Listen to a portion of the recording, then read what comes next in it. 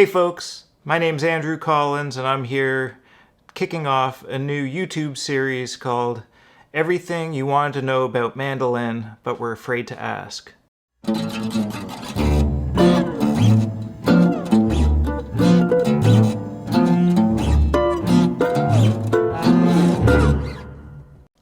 People often ask me, what are my favorite exercises that I play? And I'm not actually a big exercise player. Whenever I'm learning something new, I'll break it down and repeat it over and over again, so I'll turn it into an exercise. There are two exercises, however, that I've found invaluable in my years playing mandolin, and no matter what level of class or student I'm teaching, I always show them these two. And they're ways to get the most clarity and volume out of our mandolin. So the first thing we want to look at is how the pick hits the string. And the most important thing for me is that the pick is hitting the string as close to the same angle and velocity on the upstroke as it is on the downstroke. So what I like to do is start off just with a warm-up of just picking open strings with my right hand and not actually fretting anything. And when I'm doing this, I'm trying to make sure that the pick is hitting the string at the exact same, as close as possible, and opposite angle when I'm doing my downstrokes and upstrokes. So some players will like their pick to be totally flush to the string. I like a slight angle where my pick is hitting the front edge on the downstroke and the back edge, the edge closest to my wrist, on the upstroke. You can use a similar angle that I've got on this close-up camera and play right in front of the mirror so you can see how your pick looks as it's picking on the strings, like this.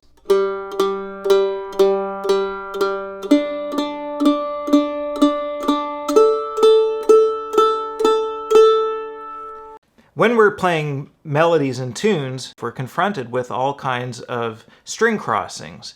And so this first exercise that I'm going to show you, actually I got from a Chris Thiele video, but I found it really invaluable, so I'm going to share it with you, where you're going to start off by doing 3 pick strokes on the G string and then pivoting to the D string. So you go down, up, down, up, down, up, down, up.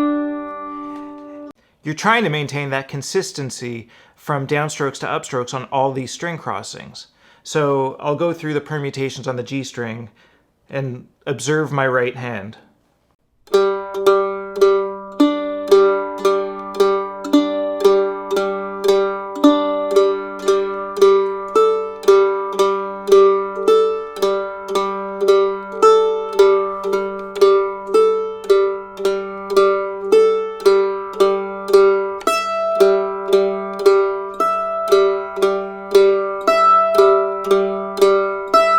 You never want to move faster than you can play this as cleanly and meticulously as possible. Your mind doesn't mind it playing slowly. It's your ego that wants to play really quickly. But that causes you, or me, to get sloppier than we want to be. So I encourage you to just go through each of these permutations nice and slowly so that you're as relaxed and clean and as efficient as possible. Then we move to the D string. So 3 on the D string, 1 on the G string.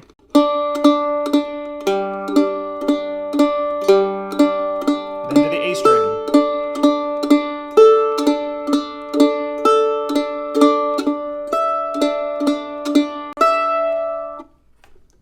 So then I'm going to move to the A string and continue through this series on all my strings as the pivot string that I'm starting with. So 3 on the A string, 1 on the G string.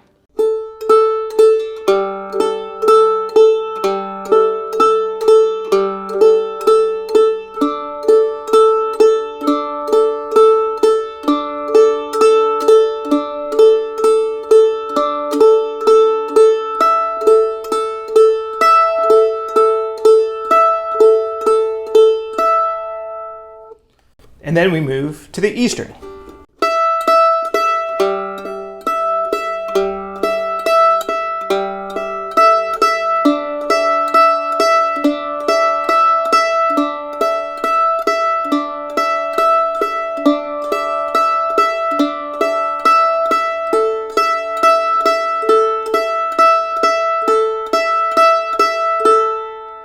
So as I was demonstrating it, I was only doing a couple repeats of each string crossing, but I encourage you to spend as much time as you can with each one. We're trying to program unconscious neural pathways. So if we focus on one string crossing at a time and spend a few minutes on each one before moving on, then we're going to get the most benefit out of this practice.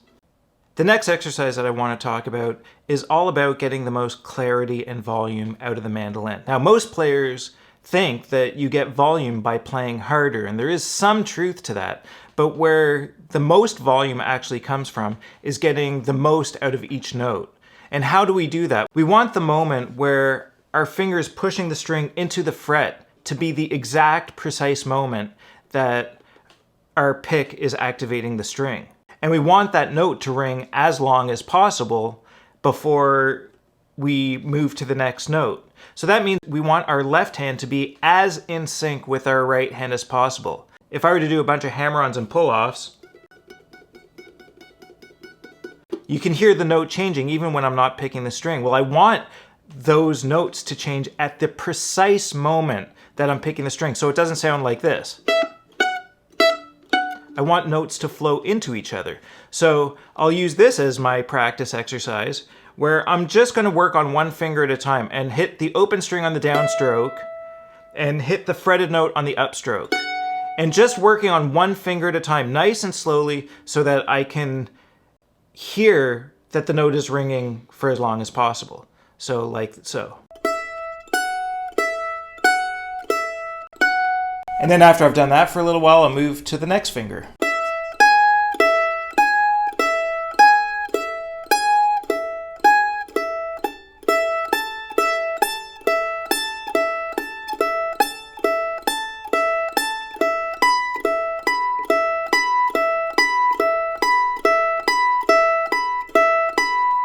So again, when you're doing this exercise, you never want to move past the point of being able to do this as cleanly and meticulously as possible. You want things to be precise. So if you move too quickly, you're actually going to be reinforcing sloppiness and not having that left hand, right hand synchronization happening. So take your time and be really meticulous about it. So if you do this exercise for a few days, for some people it might be a few weeks, what you're going to discover is you'll get this sense where all of a sudden the notes are coming out clearer and your hands are working on their own without you feeling like you're controlling them. And you may only get that experience for a couple minutes, but once you repeat it over and over again, eventually you'll be able to get that experience at will. Now, once you can repeat this and conjure that feeling over and over again, then you're ready to take it to a tune that you already know. And relearn that tune one phrase at a time so that you're just trying to get the most out of each note. So if you're working on Leather Britches, you just break it down one phrase at a time.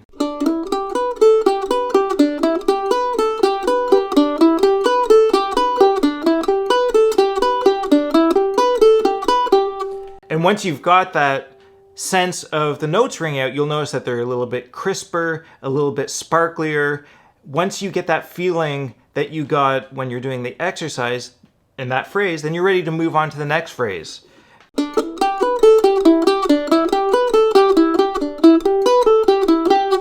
And then once you get that same feeling from the new phrase, then you put the first two together, which sounds like this.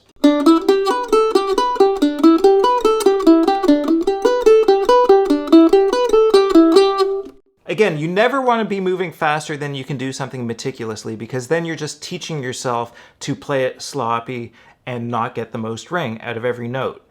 Once you build the tune up one phrase at a time, eventually you'll be able to play this tune with your new timing and technique. Once you've got the new timing and technique down, then you can start applying this to other tunes. Now, if you just try and play a tune that you've already learned without breaking it down again, chances are you're going to go back to your old habits and your old way of playing it. So that's why I encourage you to relearn it with this feeling of all the notes coming out clear. And then you can rebuild, and eventually after you've done this with 4 or 5 tunes, it'll become your innate new technique and your new timing.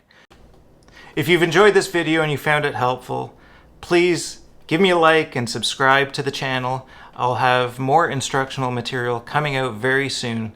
Thank you for joining me to everything you wanted to know about mandolin, but were afraid to ask.